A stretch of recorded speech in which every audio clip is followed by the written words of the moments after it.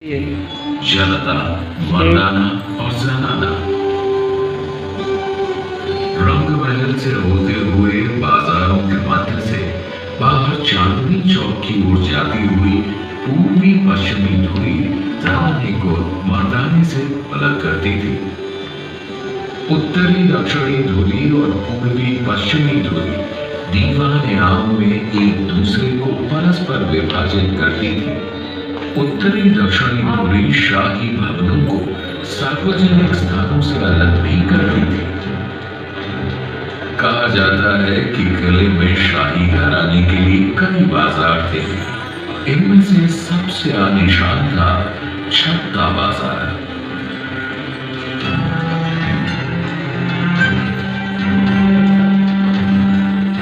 छत्ता बाजार से बाहर निकलते ही आंगन के परे किले का शासकीय प्रवेश द्वार यानी कि नौबत खाना था।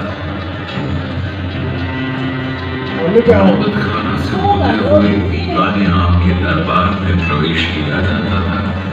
यह वह दरबार था जहाँ प्रजा शहंशाह से मिल सकती थी। शासकीय समारोह और त्योहार भी यहाँ मनाए जाते थे। दीवाने आम से आगे किले के सभी हिस्सों में शाही परिवार के अलावा किसी का भी प्रवेश वर्जित था। बाग, प्रशासनिक भवन, निवास और मनोरंजन के कक्ष, इन सब में शाही घराने के ही लोग जा सकते थे। दीवाने आम के ठीक पीछे रंगमहल था।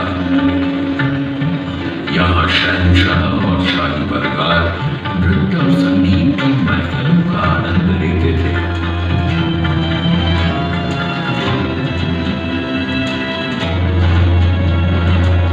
रंगमहल के बाईं ओर खास महल था जो बादशाह के निजी आराम और मुलाकात का महल था।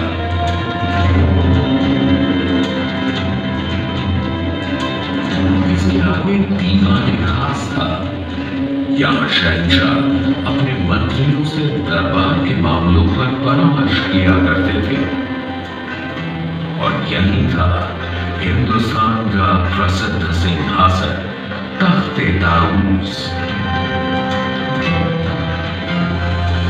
सिंहासन के छत्र पर दो मोर पक्षियों के बीच चढ़ा था दुनिया का सबसे नायाब हीरा और तख्ते ताऊस की शान कोहिनूर।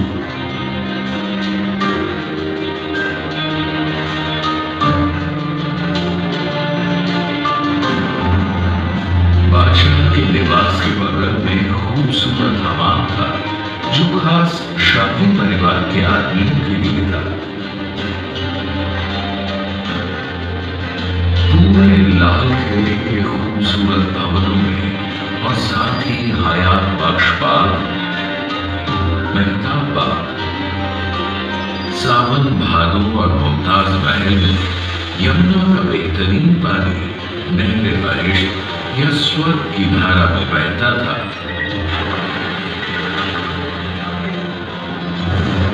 200 वर्षों तक लाल किले ने कई आक्रमणों का सामना किया और मुगलिया सल्तनत और पूरे हिंदुस्तान का दिल बनकर मजबूत खड़ा रहा। लेकिन 1857 में अंग्रेजों ने आजादी की पहली लड़ाई के जवाब में किले पर धावा बोल दिया। किले की लगभग 80% इमारतों को नष्ट कर दिया गया और उनकी जगह ले ली अंग्रेजों की बैरकों ने।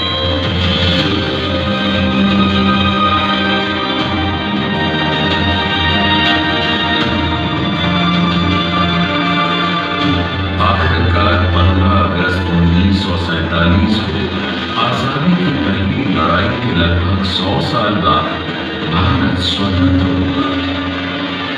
इस ऐतिहासिक अवसर पर लाल किले की प्राचीर से देश के प्रधानमंत्री ने पहली बार भारतीय तिरंगा फहराया।